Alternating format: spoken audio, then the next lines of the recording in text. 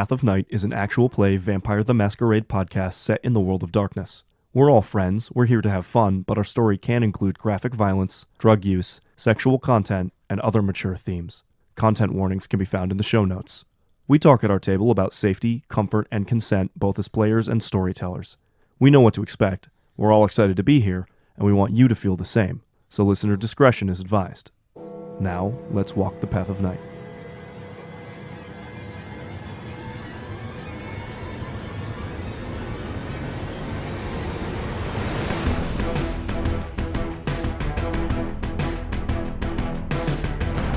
Last time, on Path of Night, the group finally escaped from the Chantry. Miles introduced the Coterie, Ira, and Eden to their new haven. Neil woke to visions of Ravana, familiar faces and new. A red star hung in the sky, and the Brujah introduced him to Catherine and asked him to secretly investigate the Sabbat. Neil began his infiltration.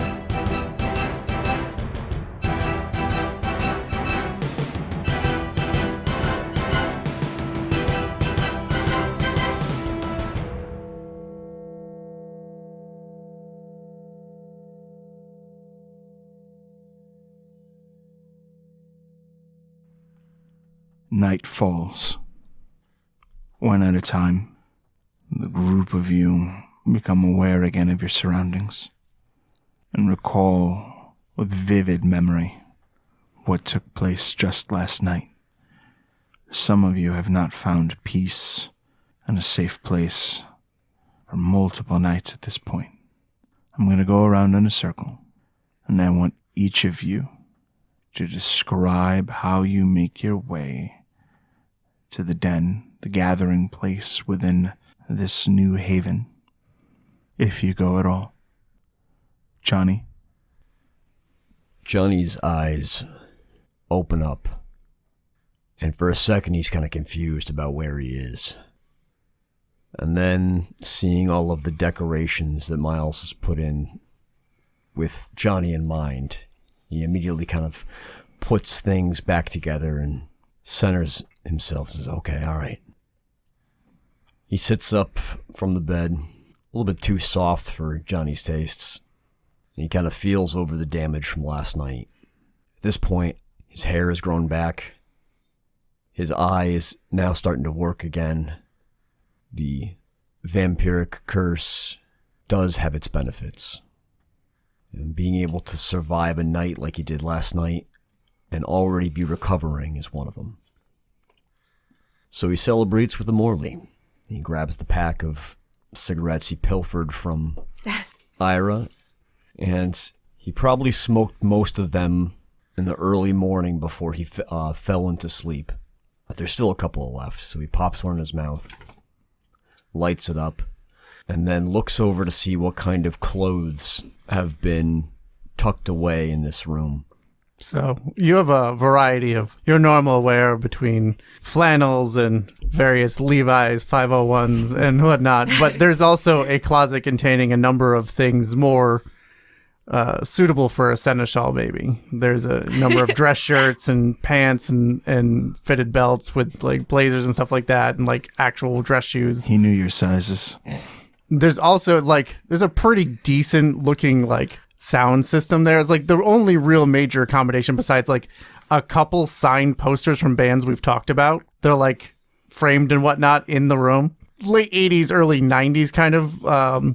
So there's like a cassette player, but there's also like a record thing on top of it with like those huge ass speakers in like one corner with a bunch of different records and cassettes based on things we've had discussions about.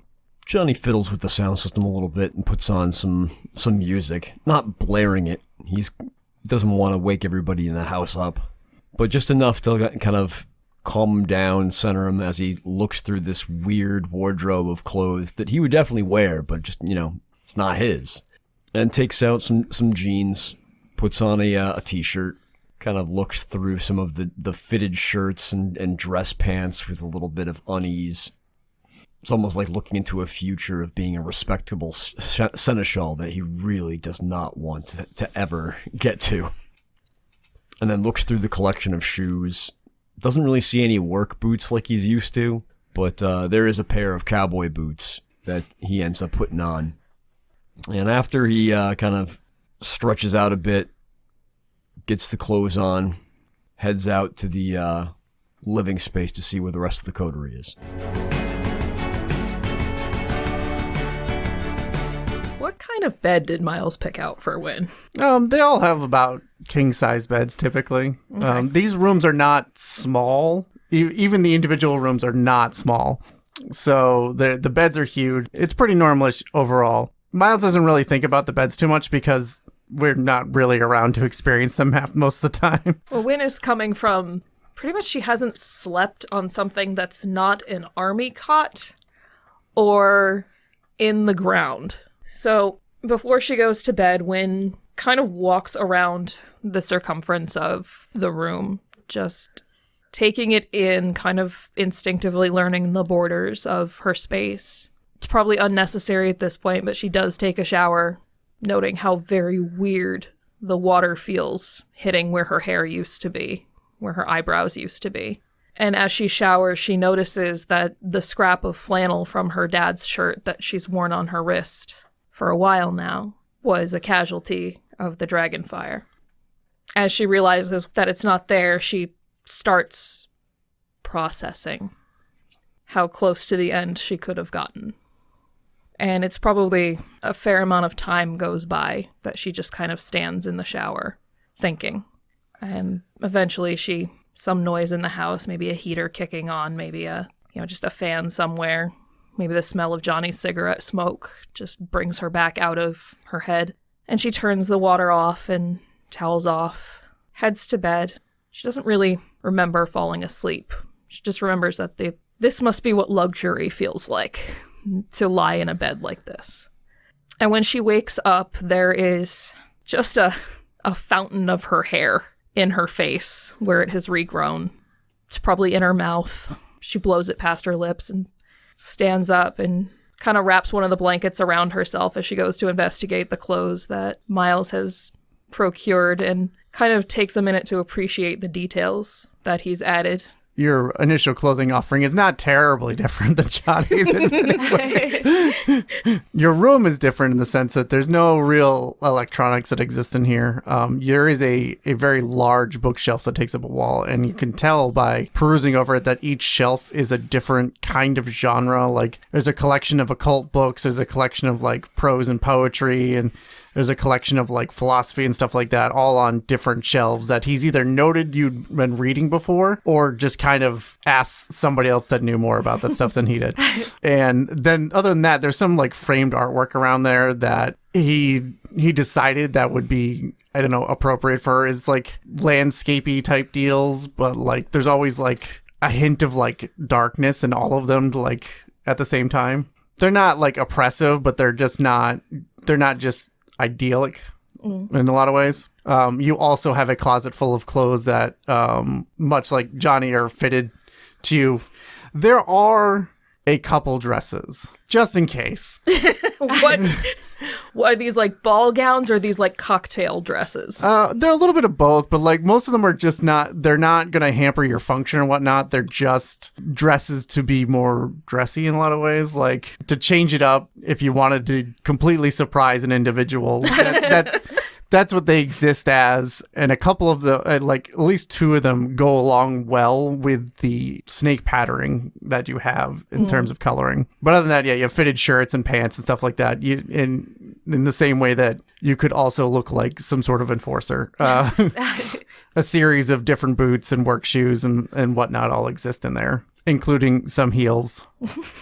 Wynn definitely looks at them like with, all right, maybe I won't wear it, but if I could carry it, I could definitely do some damage with that. But she takes a moment to appreciate the time and effort it must have gone into. The money means very little to Miles. She understands that. He's a Ventru. Money is going to be there. But the care he's taken is a much more precious commodity. And she is kind of overwhelmed for a minute that he has taken this much time to ensure that she is understood via her clothing and aesthetic choices. So she puts on some jeans and a tank top and then throws a flannel over it. She kind of cuffs the jeans and doesn't bother putting on shoes. Her feet look like someone who was barefoot most of the time. And she just kind of pads up the stairs, kind of gives Johnny a nod.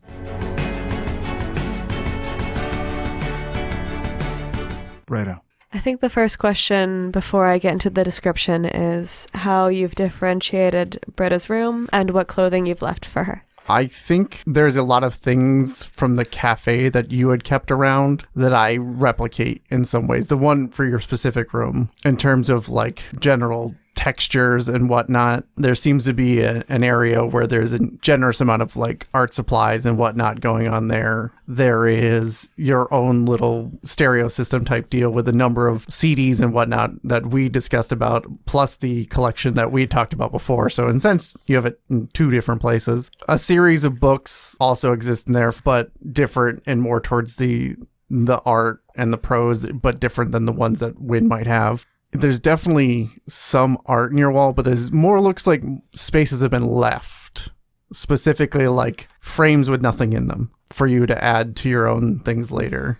You have a variety of clothing that existed previously when you lived with Miles, a number of things that can be used both business wear and whatnot. And you paid attention to some of the stuff you wore before, but you also were kind of chameleon-esque in some ways. So like there's just a whole lot of variety for you to utilize, including a number of very, very expensive, very well-tailored dresses and business suits if you wanted to go that way. You have a much larger selection of the nicer stuff than Wynn and Johnny. It's almost like we're set in our ways, and they're kind of easy to predict. It's almost like you're giving her this like weird space that she can kind of grow into. Right. Also, like you're nice posing stuff. the question, how do you dress? You know? I mean, you also, unlike the other two, have an extensive makeup collection that you have access to. There's a lot more stuff, per se, in your room than theirs, in a way. They're kind of a little bit more Spartan. On top of that, like, you go into the bathroom, and there's just a lot more stuff in the bathroom. Well, that's actually irrelevant, because I think the previous night, Britta would have taken a very long shower and basically tried to scrub her skin off. So if there's a collection of products there, Yep. She would have spent a very long time getting every trace of anything off of herself. Not that it would help, she would still feel like it's there.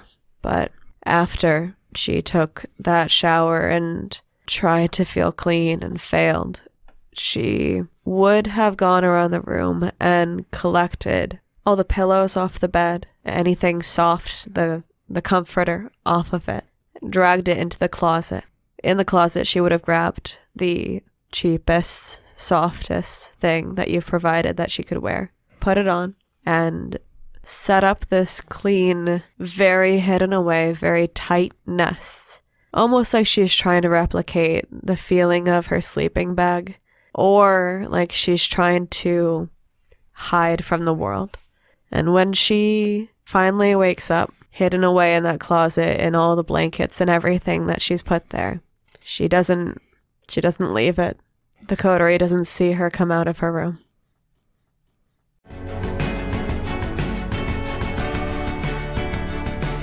Ira Wakes up in Miles's nice but unpersonalized, unadorned guest room the way that he fell asleep, which is sitting with his back against a wall in the corner of the room where he can see the doorway and the window. He fought sleep as hard as he could for as long as he could, but he is kindred and succumbed to the sun just like everybody else. His mind filled with thoughts. He has never, in some ways, failed like this before. He has always managed to keep cover long enough to call a council of the Asters so that a perpetrator could be taken in. He has never outed himself before. Certainly not for some fucking kid. And he falls asleep with thoughts that at any second from somewhere in the astral plane, his head will fly from his shoulders, his blood will boil in his body, and he can stop it if he just stays awake. So when he wakes up the next evening, he is sort of awake with a start, back to the wall still, looking around, checking to make sure he's not dead. hand going up to his face where his like jowls, his face had got pulled off into jowls. Like even though he healed it yesterday, it's still a reflex of snapping back from that panic about, the perp got away and knows my ID, to the horrors that were underneath the chantry, the feeling of his face getting pulled apart. And then his hand goes down to his gut where most but not all of the damage from the chainsaw has been healed at this point. There's not like clothes in the guest room. Yeah, there's a variety of just generic stuff. Sweats and a t-shirt kind of deal. Sweats and a t-shirt. There's some just like a couple different sizes of buttoned-up shirts, some jeans in various sizes. It's pretty extensive, but nothing interesting. He gets up once he realizes he's not dead. Shakily looks around, looks through the clothes in the drawers, finds like a pair of jeans and a button-up shirt in his size, takes his sneakers into the bathroom and like uses like a guest toothbrush to like clean them off, make sure they look okay, and puts those back on and heads out with like a purpose where he's going. Like he has an idea of maybe this situation could still be salvaged, and seems surprised to see Johnny and Wynn out in the den already, and looks at Johnny and says, "I'll be back in a minute. I assume there's got to be a corner store near here. I'm going to get some smokes." Johnny nods and pats down his pants and reaches into his pocket and pulls out a couple of bills and says, "Mind giving me a couple packs too?" Ira takes the money.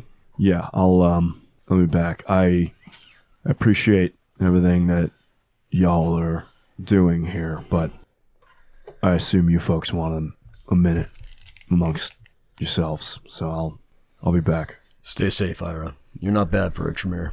Wynn kind of gives a begrudging nod to what Johnny says, but definitely gives Ira a no, but seriously, take care of yourself. He goes over to the counter, pulls like a little piece of paper and a pen, and writes a phone number on it, and then can't quite decide which of the two of you to give it to, and sort of just puts it down on the table in front of you, all folded up. "If I don't come back in an hour or so, just do me a favor and give this number a call. Tell them that I went missing in New Haven." Are there gonna be follow-up questions? "Not for you." Okay. Wynn takes the number and folds it, puts it in her phone pocket, but I don't think she got her phone back from Miles yet. "You are coming back though, right?" "I want to smoke, and I got your money, so..." That doesn't... We appreciate the times that we can talk to ourselves, but I'm pretty sure we all want to talk to you some more as well. "I assume we all got questions, and there's only a little bit of trust to go around. I have an idea on how maybe we could trust each other to all be on the level." All right. Well, Look forward to hearing about it. Go get those smokes first. He nods, and there's like a hesitation before he opens the front door, almost like he expects someone to be there outside the front door, and then takes a breath, closes the door behind him, and walks out into the night.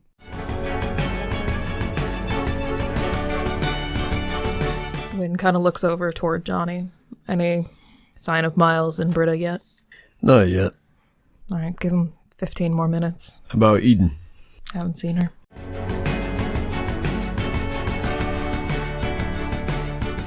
Miles, you wake up alone, just like you do much every night. And tonight, you are sunken into a massive, posh bed with silks and the most expensive, comfortable sleepwear you can afford. The house is quiet. You know, at least for the moment, the coterie you care for is safe. But something just doesn't feel right. Like a piece of you was left behind in the depths of that chantry. But you begin your ritual, you prepare for the evening, and as you do, what do you put on? I think it's more of a casual Miles look of just a button-up shirt and a pair of slacks taken from various different colors. I think at this point he's gone with a very comfortable blue that is he was wore for a very long time. And he looks over at where the katana's stored and checks in on it a bit, but just kind of, as with the first few moments, tries to remember that things are going well currently for the most part and try to ground himself in that with all of everything going on with the city and then the Chantry, bad stuff happening out of nowhere, and then just that mental attack from something beyond comprehension that stripped him of every inclination that he was strong enough for the things to come. As you ponder it, it's as though it's made manifest. And in the mirror, you see your reflection lost in a sea of bone and flesh. And with like a buzzing sensation, you are snapped back to the point you're at, back into the room that you're in, your haven, and you are again staring at your image in the mirror. Taking a few deeply unnecessary breaths at this point, he straightens himself out as best he can, smooths back his hair, and proceeds to go out and see what kind of trouble the Coterie's gotten up to so far. Upon exiting the room, almost right away, you see Wynn and Johnny. Wynn is sitting on the kitchen counter, her legs crossed, brushing her hair. A little lost, but easily comforted by the ritual of brushing her hair, which probably not commonly seen. She doesn't seem to do much with her hair other than braid it and keep it out of the way. She gives him a nod when he comes up. Johnny is fiddling with his Zippo lighter. Looks a little bit at unease because he's out of cigarettes at this point. How you doing, Miles? You look just like I feel. Miles returns Wynn's nod and gives a small smile at that from Johnny. Rough night last night. I don't know if you guys got any of that, whatever attack that it did, but... No, what are you talking about? Yeah, I didn't get anything that wasn't very easy to see. It had some sort of psychic attack. Must have been directed. Johnny lowers his head a little bit and looks at you through past his brow and gives you a very cautious look. It got into your head? Completely and utterly, but it wasn't there to do things like Venture normally did. It was there to strip me of everything that I am. Wynn's brow kind of furrows, not in anger, but in concern. Okay, can you elaborate on that? I don't know a lot more, but it's not gone away with sleep, let's put it that way. There is a wearing at my core. Some of the worst things that kindred do to one another has nothing to do with claws or fangs. Considering you had a demon make a nest in your head, the fact that this thing wore away your core does not sound good. Well, the demon and I had an agreement. Sure you did. This thing was out to destroy. I get the sense that over enough time I can build it back, but it's essentially a very deep wound. Is there anything we can do to help? I'm unaware if you've gotten anything else in terms of repairing mind or possibly souls. Not so much, but what I can tell you is that thing was a predator, and predators hit people that can do them harm. And he saw you as someone who could really do damage if he hit you with something like that. So, fuck him.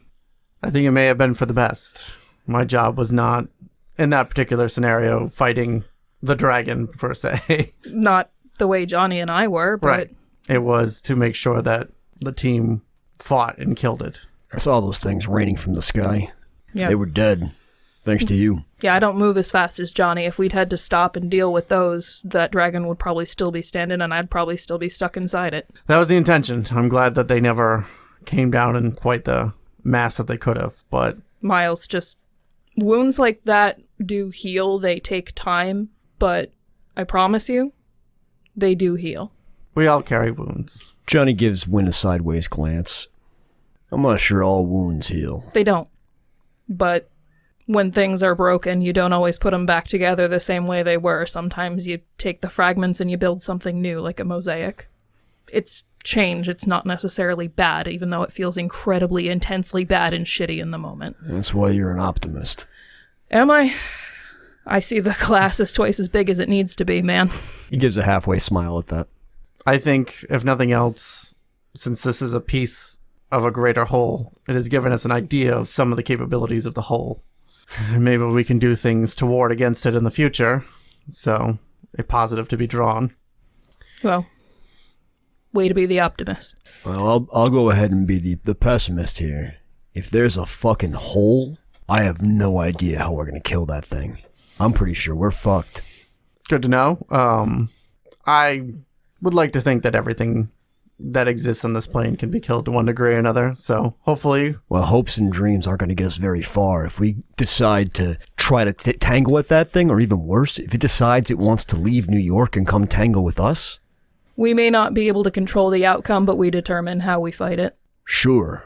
I mean, it's dying does not mean you don't survive. What? Just, I'm going all philosophy major on you. I'm sorry. I'm hoping we'll pick up more tools, more weapons, now that we know All some the more things. chainsaws and fucking within 100 miles aren't going to help us against whatever the fuck is in New York. We need to find some actual answers. Right. I was speaking more metaphorical. So who's going down to get Britta? I was about to ask if she had been out yet. No. Ira went out on a cigarette run, but Britta and Eden have yet to be seen. Can you check on Eden? Yeah. I'll check on Britta. Got She's been through a few things, and Yeah. I have some knowledge of some of those, so we'll see how it goes. All right. And Wynn uncrosses her legs and slides off the counter and again pads down the stairs. Miles nods his head towards Johnny and moves towards the room that he had made up for Britta.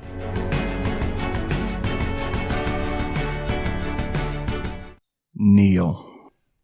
You look around, and everywhere you see is some future consequence. And then you see a face that you recognize. But first, you hear the sound of his boots, his spurs. And there you see Johnny's sire, Delgado, having pleasant interactions with some of the gathered Sabbat. He has a tempestuous expression in his eyes. Something has stressed him out. He's displeased despite how joyous the Esbot is. A young man who's clearly a La Sombra, largely because his t-shirt says La Sombra across the chest, Very subtle. rushes over to Delgado. Hey, man. We support the Black Hand in all things. We got your back. Sign us up. We're down for crusade. Let's do it. You know, we heard about the situation, and, you know, I got pack mates. They got gats. We can do whatever you need. If you need more Black Hand, we'll do it. Night Watch has you.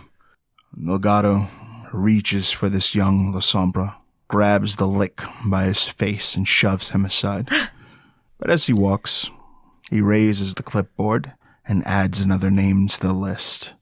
Neil has seen Delgado in person, has annoyed Delgado in person, and wants to get nowhere near this man. He's still not completely clear what Black Hand means. I mean, there was a time when, based on what Johnny said, he thought Delgado was the Black Hand. That was just who that was. And then with everything with Britta and the explanations later, he's not clear, but it's definitely something. And he has a clipboard. And that kid, the member of the Night Watch, said he would join the crusade, wanted to fight, and Delgado looks annoyed, like something is, I don't know, holding up the crusade. So what he's going to do is peel off and skulk through this gathering and hope to fucking God not to get caught. And he's going to try and follow Delgado to listen to other conversations that's going on with this man and to see if he can the list, because one of the things he needs to find is who's coming, which packs are going to fight in the crusade. As you follow Delgado, there are other Sabbat that approach. All of them. Again, we support the Black Hand, don't worry. We have faith. Those traitors, we'll find them. Delgado nods, continues on his way, and eventually, he makes it to this space where there is a circular table, seats that are assembled, and there is a man who you recognize from the attack on Warwick. And he is dressed exquisitely. A white shirt, white vest, subtle jewelry, silver accents. Sort of like how the women before were all dressed bright and stood out in this sea of gothic black outfits. He is clad in white, his hair slicked back, his widow's peaks and facial hair, eyes that are almost all black. And Delgado bows his head to him. As the man turns, you see the subtle signs of a sunburn on the side of his cheek. Some remnant from whenever he was embraced. Cardinal, Delgado says to him, I have some updates regarding Connecticut. I've also got a list of volunteers for Crusade. What else do you need? Polonia nods, pleased. An ally from north is coming to meet with us. I want no interruptions. I want it made clear that the turncoats who fled the Black Hand and ventured to Alamut are not seen as weakness on our part. These are the final stages, with the omens that hang in the sky. Our brothers and sisters will be hungry to show the ancients that we are ready for war. Do you understand? Delgado nods. Understood. Who is the guest? The Cardinal takes an unnecessary breath. The sister of the brutes, Dark Selena. I'll get refreshments. Delgado turns and starts marching all the way back towards the blood feast. Do you continue to follow Delgado? That feels like the right response. Whoa.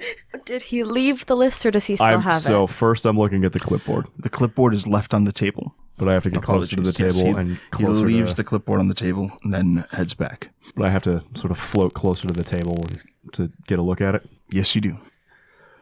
For a second, Neil is frozen in indecision. Not for the first time in his life, but based on the things he's been trying to do and where he's at, he is going to try and look at that list at the clipboard under the reasoning that if Delgado has been walking around and he's ready to present this list to Polonia, then it's, if not a final list, then at least reasonably well-rounded. So we'll give him a decent idea of the number or types of packs that are coming. And he's going to try and get a little closer. I didn't get like a sense of when this Dark Selena is going to be coming, just that Polonia doesn't want to be interrupted. Correct. Okay. That sounds bad. Don't know if I want to be in the room for that shit. So I'm going to try and approach the table just to get a peek at the list and kind of linger near Polonia for a second. Delgado has a presence. I feel like if I need to find him again, I probably can. As you approach, you become keenly aware that there are powers here that can see into the astral plane, and I need a stealth check. I will be spending one of those auspicious willpower. 6 successes. 10 successes. Fuck you. You make your way to the list. The Cardinal sits and seems to take his time preparing a cigar, enjoying the cacophony of Sabbat that fill this place. And you start to read from a list. The first you see is Children of the Crone. There is an addendum added.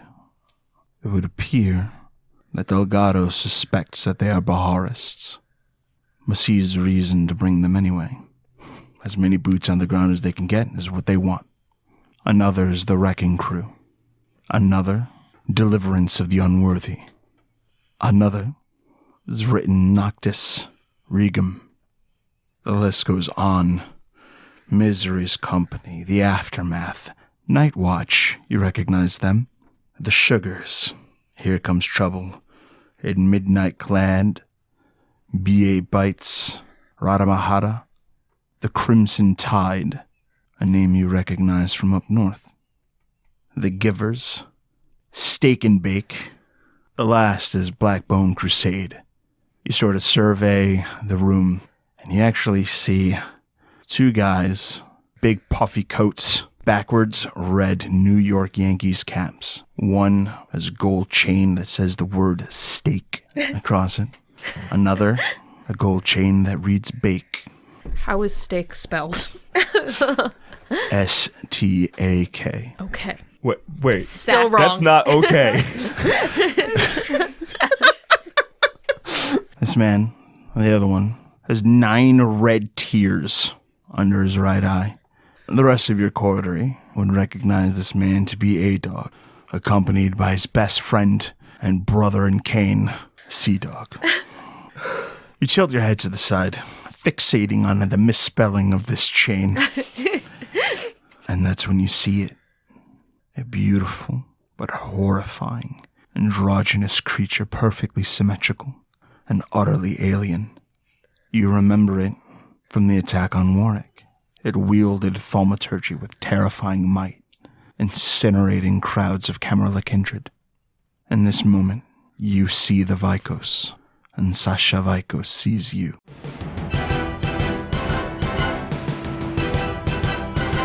Finding the door closed, he knocks.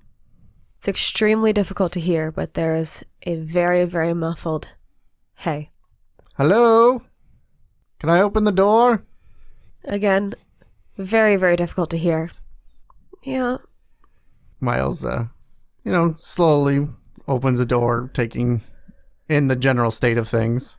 What Miles sees is a room that's mostly not very much touched from the way that he set it up, except for the major difference being that the bed has been stripped of anything comfortable. All the pillows are gone, all the blankets are gone, and it's empty. You in the bathroom? From the closet, muffled. No. All right. Miles paces around the room and looks at the things that he's placed here before, taking a seat on the bed facing the closet door. Britta's used some of it. Things like there being a towel neatly draped to dry and some of the hygiene stuff that you'd left.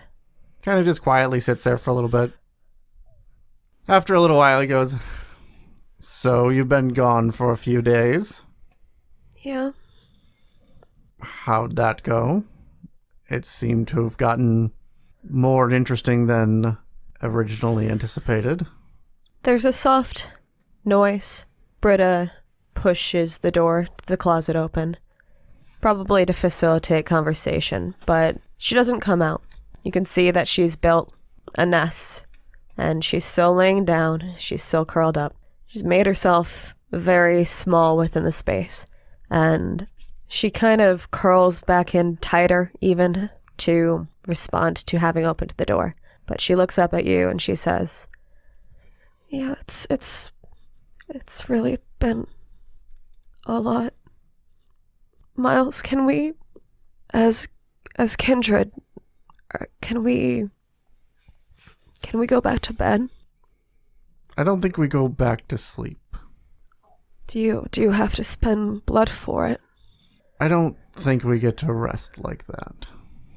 Britta looks saddened further. I'm not done it a lot myself. I find I am the opposite. I keep myself occupied and busy instead. Britta chews on a response. She's trying to think of something to say, but that usual conversational skill for her, it doesn't seem as present. Do you want to go over the general events? We're not really sure what happened to you after the attack on the abbot. I mean, I guess everyone should. There's so much I have to tell everyone, and there's so much we have to do, and... Always. There's always 100 things to do. I feel like I make all of it worse. And I dragged you guys into me making it all worse. And I don't know how to keep on handling it. I'm not sure what you think you've made worse. You guys wouldn't have been in that chantry without me. I don't think we would have had a chance in the chantry without you. But I think we may have ended up there regardless. Reese had called for us. And Reese was in a bad way. Britta closes her eyes once more, like she is testing whether the idea is correct, that she couldn't go back to sleep.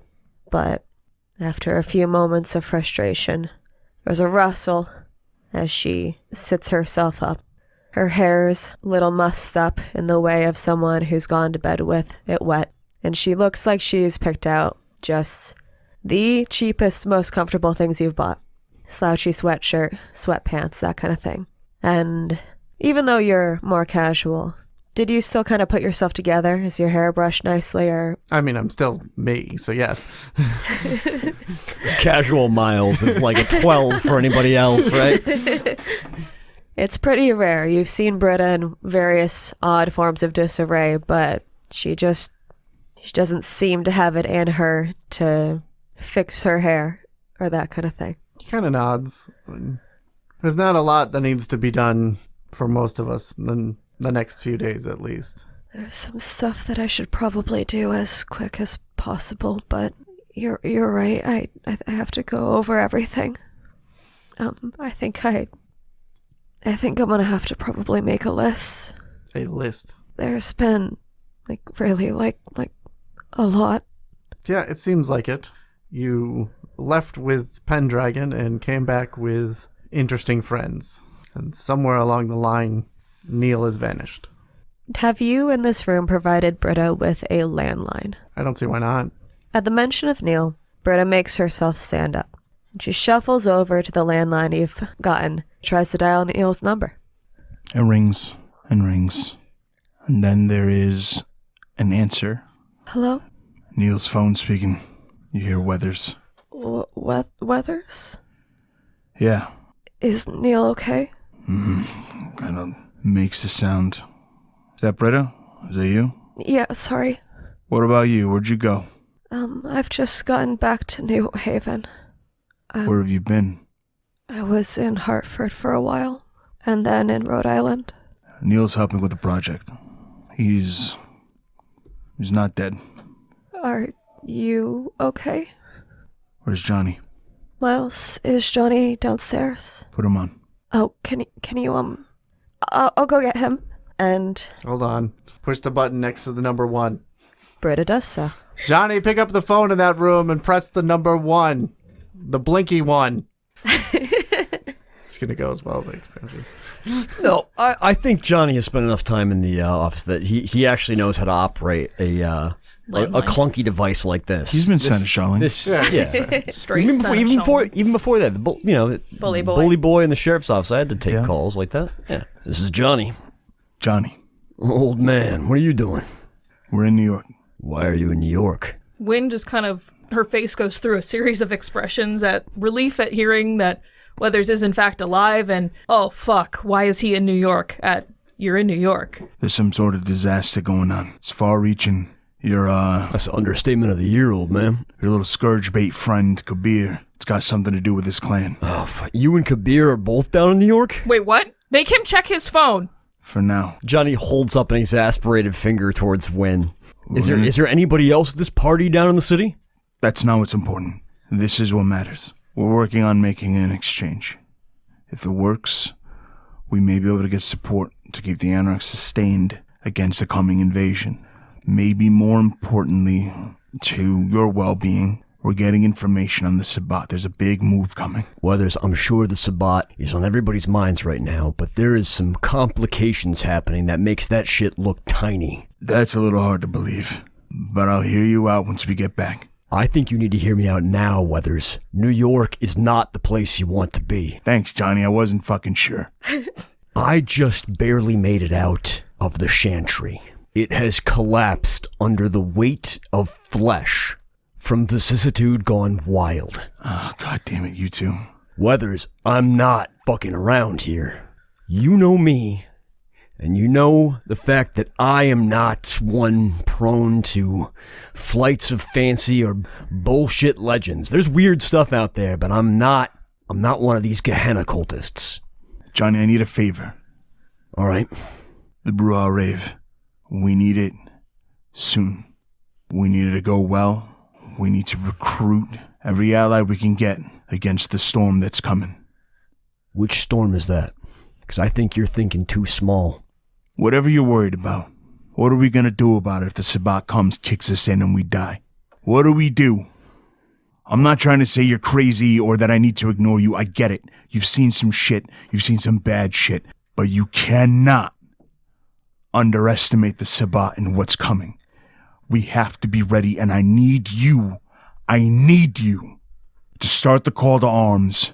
Get every brouhaha we can get to help us. There's brouhaha on the side of the Sabbat, too, you know. Well, then don't invite them, Johnny. Come on. I'm just saying maybe we do. I'll leave that up to you. Ask him how far out he is. How far out are you in before coming back? I can't relay any information like that yet. All right. But it's you're not going to see me tonight. I can tell you that. Weathers, I'll get this rave started. I'll put the call out. I'll do you that favor. I'll do that solid. You just do me one favor. If what we saw up here is as bad as I think, it came from New York. You're talking about the Xantosa thing? Yeah. I might have something for you. He hangs up. Like, it's a very, sudden... Almost as if he didn't hang up? It's a little difficult to tell. You know that it was not a natural end to a conversation. Johnny takes a few moments, puts the phone down, shoots a look at Wynn. I'm sorry I kept you out of that. I know Kabir is... Weathers is with him. He's probably one of the people that I would trust with my life and Kabir's life, anybody else's. I mean, you're not going to get any argument from me.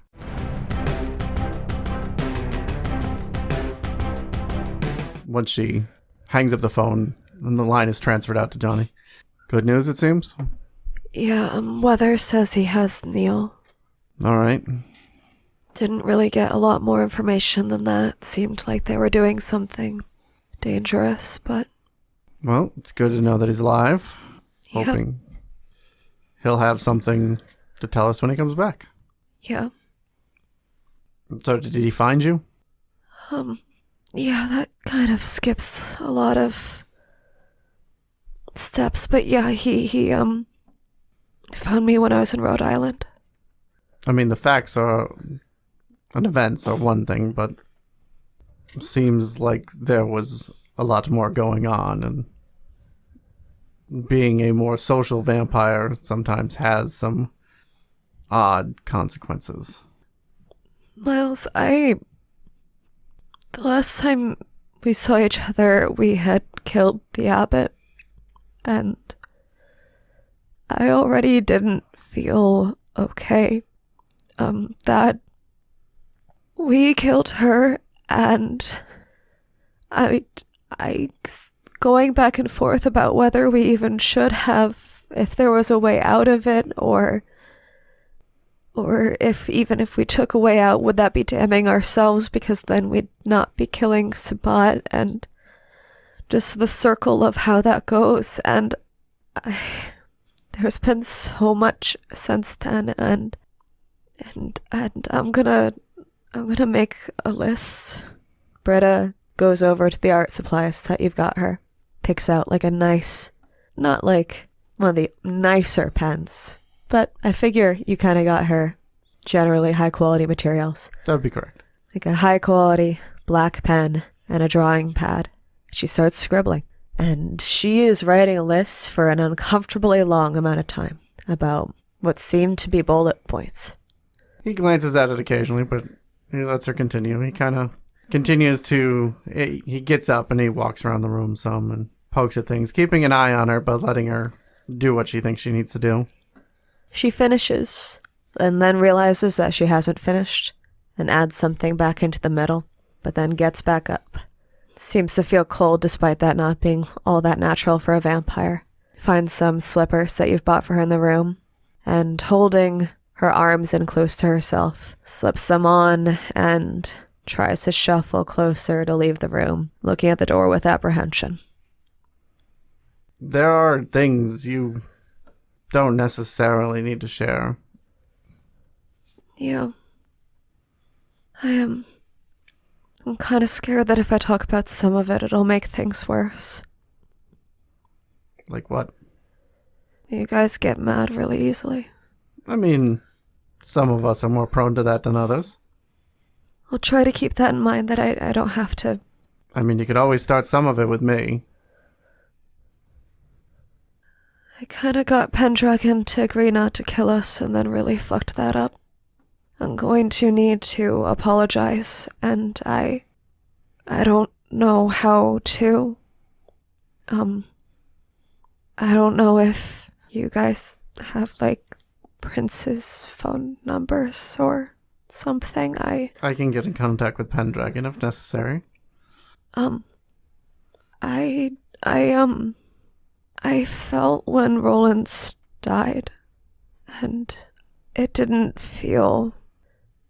felt like I lost someone that I loved, and it didn't feel like it broke the way that people had talked about, and your Prince, and Britta trails off. She doesn't seem to really know how to follow that idea through.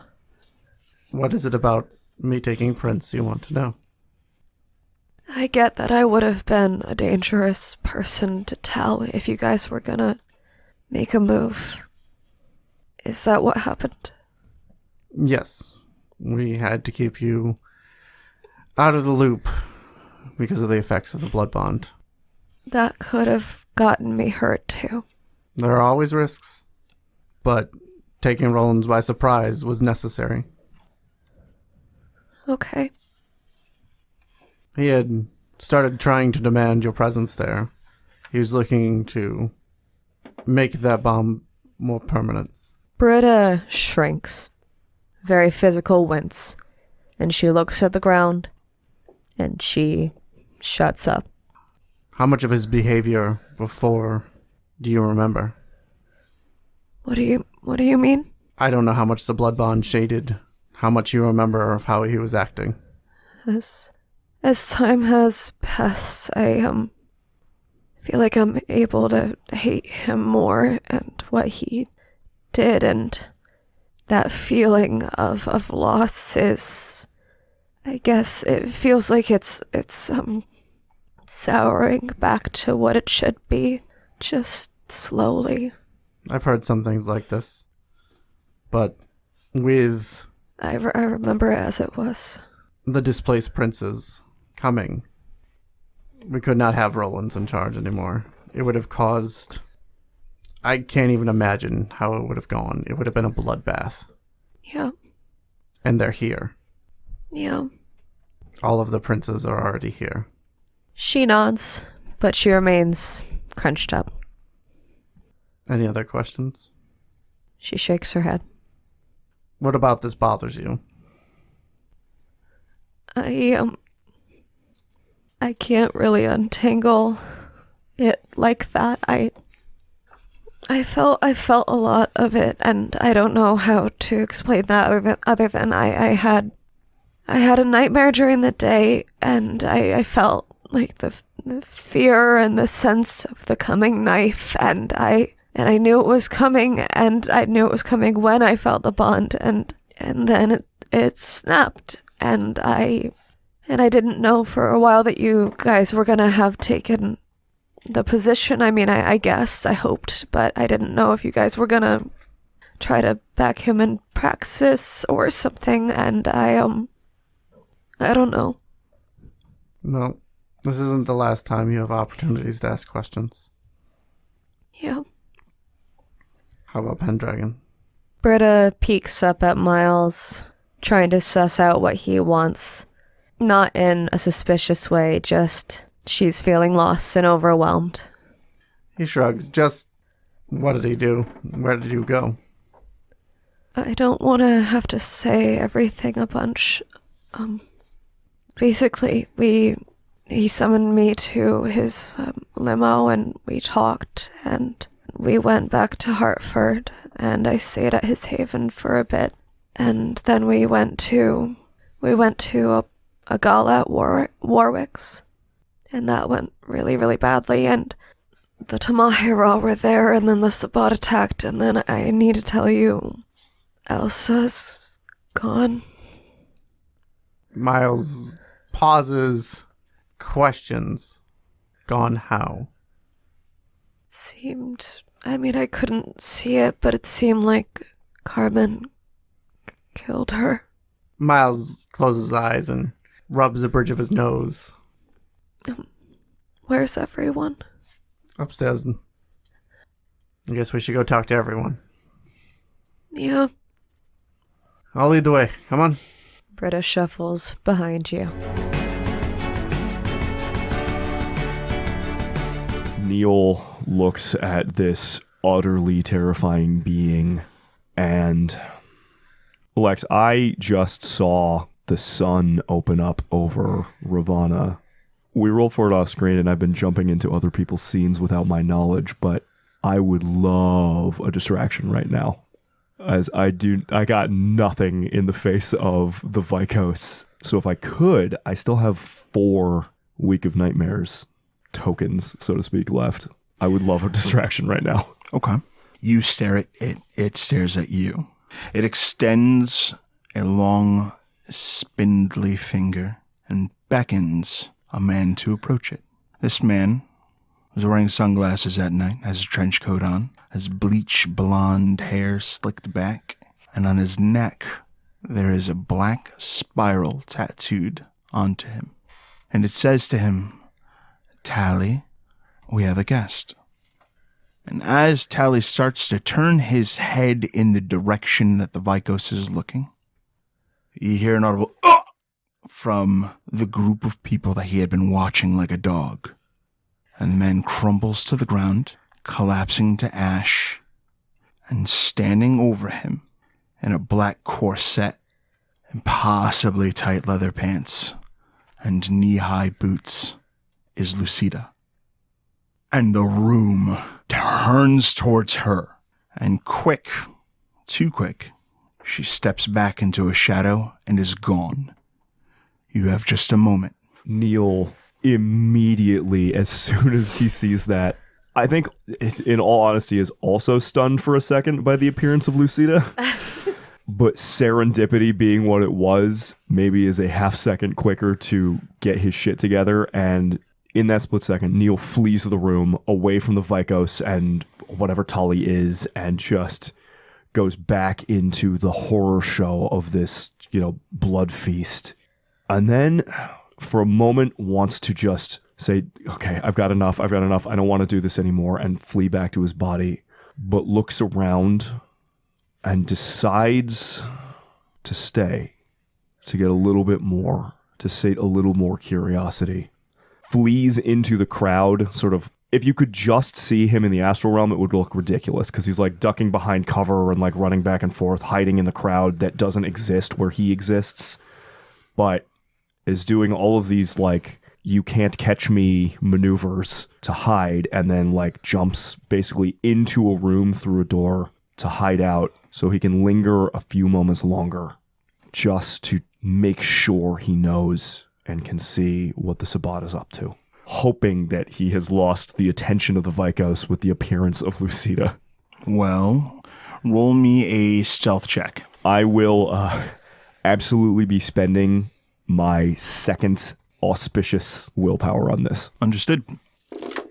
And with does my lurking spec apply? It does. Well, with my lurking spec, that is 10 successes.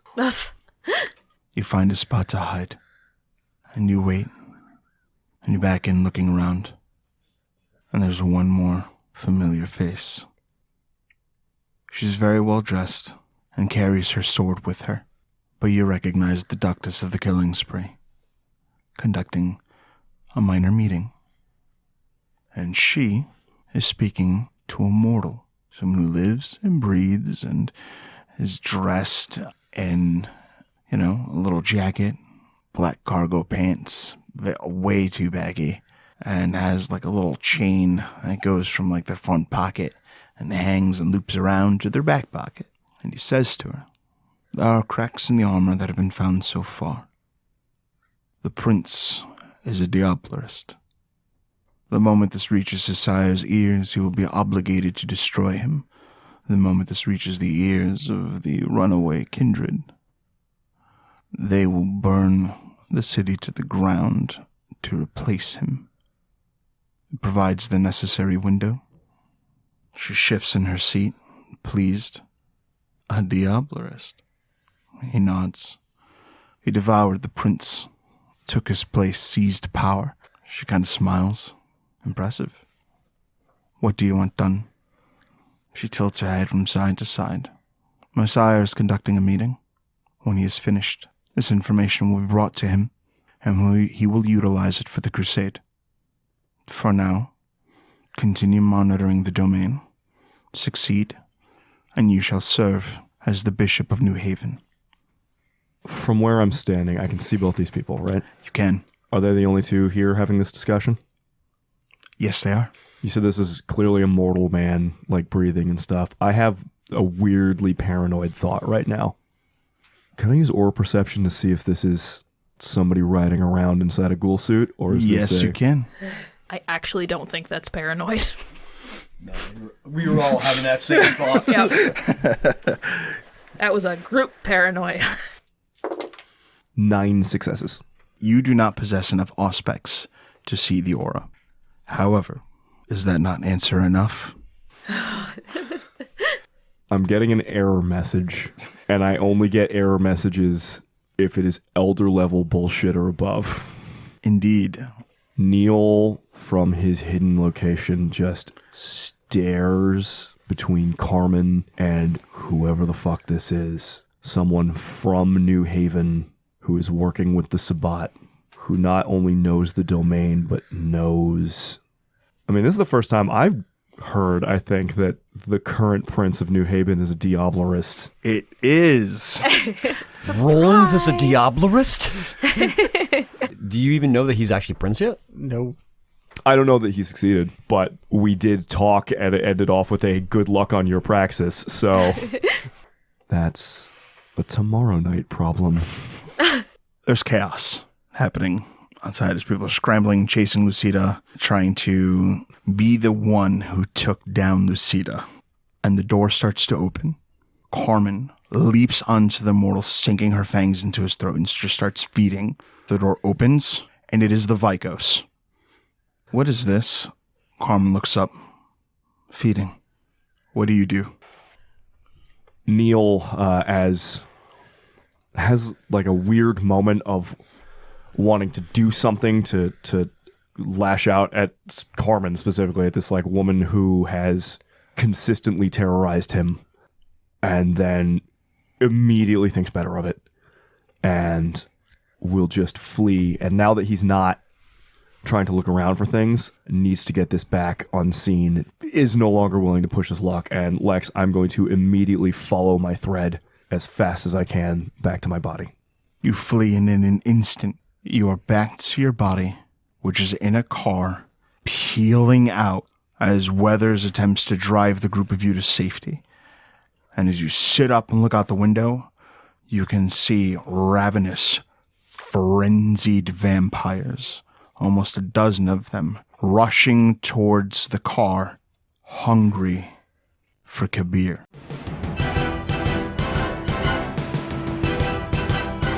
Ira, you've been walking the streets of New Haven alone for a bit now, and you keep seeing people walk by, minding their business, having no idea just how close this city just came to who knows what. And it isn't long. Walking the main strip that you come to a gas station, not too far off from a Stop and Shop. And at the gas station, right outside, are 3 payphones lined up side by side. Every time one of those people walks by, Ira has that sort of internal, you don't even know you almost died or worse thought. And he also has that paranoid, like, is this really it? Are you really you? Is somebody... He's got that energy of someone who's expecting to get jumped at any minute. And he sees the payphones, which is what he's coming for. But first, he goes in and just goes straight to the counter and looks at the guy and is like, cartons. You sell cartons here? They look at you like you have 3 heads. Like, it's an insane question, but he's like not really in the right headspace right now. And he just slaps an amount of cash down, probably too much. Just goes 2 cartons of Morley's. So is that going to be menthol, non-menthol? Just, no, non-menthol. Oh, okay. Morley 27s. You want that blend 27? It's a new thing. No, just God damn, we can't get rid of these fucking things. Morley's. And He pulls up a carton. It's going to cost you 40. Ira looks at the cash, he slaps down, and then like takes them back off until there's just like 2 20s left down there. You want to grab some scratches too? Could be your lucky day. No.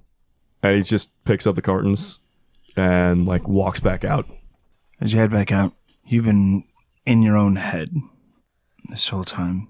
But you start to notice more and more people are just kind of like, what? Do you see that? Do you see that? And they look to the sky. And there you see a baleful red star looming over the world. Ira, with his naked eye, no heightened senses, just stares at this thing probably longer than he means to. And just thoughts of the things that Merlinda told him about, like, oh yeah, we're planning to bail on the apocalypse. Asterisk, the apocalypse is real. Thinking about Davenport and the last daughter of Eve, thinking about all the cultists and people who said shit inside Clan Tremere that he has snuffed out over the last many years, and this red star in the sky and what all that means. And like he often does when he's a little bit overwhelmed by too much, like Ira's a very methodical person, so he tries to focus his mind back on, okay, one step in front, one thing that I have to do, one thing in front of me, and he focuses his mind back on Reese. As if like, okay, if I can just take care of this job, then I can start to worry about the bigger things. And he, while everybody else is still looking up at the sky and are distracted or in their own little worlds, he goes over to that bank of 3 payphones and he takes the one that's furthest down the wall, like most away from the street, picks the phone off the receiver and reaches into an inner pocket and pulls out basically what looks like a little metal like washer, and around the outside are little arcane like hermetic runes, hermetic symbols that are inscribed onto it. And instead of putting a quarter in the machine, he drops in the slug and then dials a number he has committed to memory. Upon dialing, the call tone from the phone has like a series of beeps and clicking noises and behaves unusually. And after moments of this, you hear a crystal clear voice on the other side. Apprentice, we were just discussing you. You hear Merlinda say.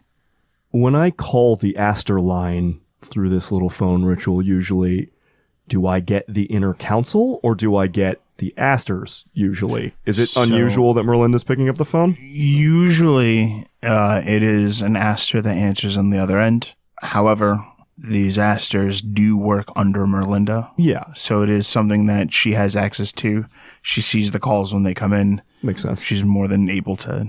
I wasn't questioning take the call ability, herself. just how often does like the boss answer when you call You the don't company line? often hear from Merlinda. Hello, counselor. It is an unexpected pleasure for you to pick up the call. I was just calling to give a report to hopefully convene a council of Asters. Well, I was actually just reviewing a report to me that was forwarded by Pontifex Diamond, written by the newly minted Lord Reese. It speaks of you quite favorably. Lord Reese's report Yes. speaks of me favorably. I am to understand that the situation in New England has been cleaned up. The blowback from the Camarilla, you're already in a position to mitigate. And additionally, you have acquired an object that we have a vested interest in maintaining. So, arrangements will be made for you to fly out to Dallas tonight, and we will be discussing a promotion that is due to you. Ira is silent for a very long time. Unclear. I have no idea if Merlinda can see me right now. Probably not, but with the council, you never know. His face is set in stone and his mind is racing. Congratulations, Regent. He's, again, quiet way longer than he should be. Thank you, Counselor. Your silence is indicative of questions. Might I be able to read the report? I was calling to make one myself. I like to be thorough, so I am surprised that one was sent so quickly without my awareness. Yes, of course, and Lord Reese submitted the report last night before dawn. Now, what is your report? Ira has been having a total crisis of faith, obviously, within Indeed. Clan Tremere. And while it may be an extremely stupid move, I think the honest answer is that he answers honestly. Because despite the fact that he has no reason to have any trust in the system right now, he is who he is, and I think still somewhat trusts that, like, well, if the truth comes out, the system will understand that. And so he breathes for a second. He goes, it was going to be my recommendation that a Council of the Asters be convened to discuss Lord Reese. Go on. It was my understanding that there were several facets of the code that were broken in both spirit and letter by Lord Reese in his actions here, that many are dead of our clan because of his actions and negligence, and that the masquerade as a whole and the entirety of this region were jeopardized because of a lack of oversight, I would say, based on what I have observed, and that the Camarilla as a whole would not take kindly to it. That he is going to be in contact with an individual who, I understand the Lord's records when it comes to the things that happened in Salem, and that one Zachariah Slane was deemed responsible, and that he was properly commended for dealing with the one responsible, but I have evidence that suggests the Regent, the Lord, knew that Zachariah Slane was still at large, was perhaps aware of his ties to this particular area, and was going to seek him out. That they are enemies, and yet previous accolades and records may not be as truthful as one might expect. These are grave accusations. You are prepared to make presentation to the Astra Council? I was. Very well. Collect the last daughter of Eve. The two of you will have your flight sent from Logan Airport, and we will speak when you arrive. Yes, Counselor. Well done. She disconnects. Ira just holds the phone in his hand for a while in the dark, and then hangs up the phone and hits the, like, coin return button and pulls the little arcane slug back out of the slot.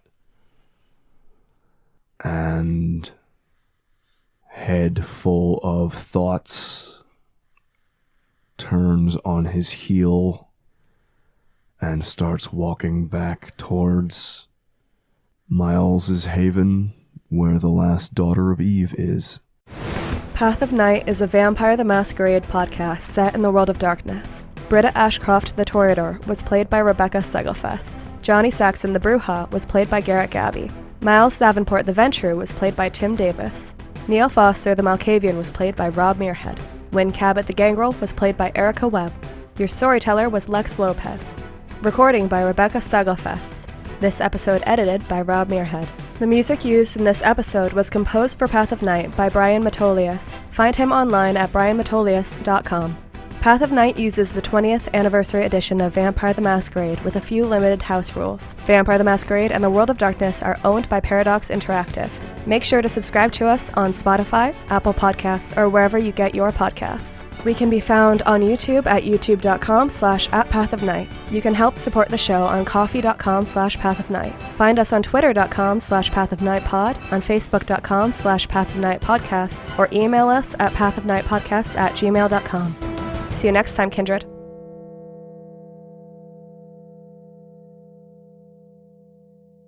And we'll call that there. How you doing, Rev? Don't want that. Oh, you alright? I mean, that's such a fucking Reese move, though, right? Yeah. What a Reese move. He did so great. You should talk to him. I'm so proud. We made such a great team. He has the last daughter of Eve right now, though, so he'll be delivering that. Won't you? Won't you, apprentice? I'm sorry, regent. Fuck! Some good politics right there, man. Damn. I gotta say, from the beginning of the campaign, even till now, Reese has been such a fucking amazing bit of politics that I really gotta commend you for. Thank you. So much better than everyone else at this.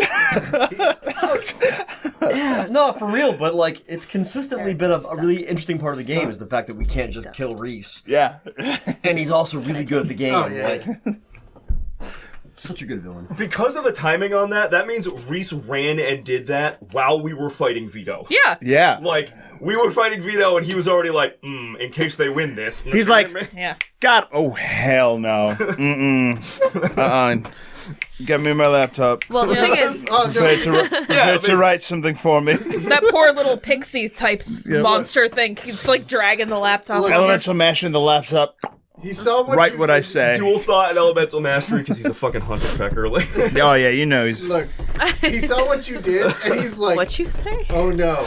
I need to do something now because those motherfuckers will kill me. Oh, yeah.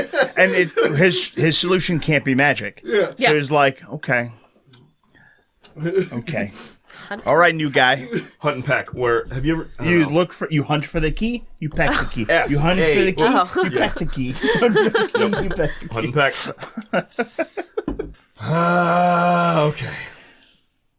How is it that my fucking Malkavian, who's in the back of a car in a hostile city, is in a less precarious scenario? Nice knowing you, I Ira. got a promotion. So what do you think For a you're gonna minute. do? So did fucking Reese, that asshole. I don't know. Lord Reese, asshole. I'm back, bitch.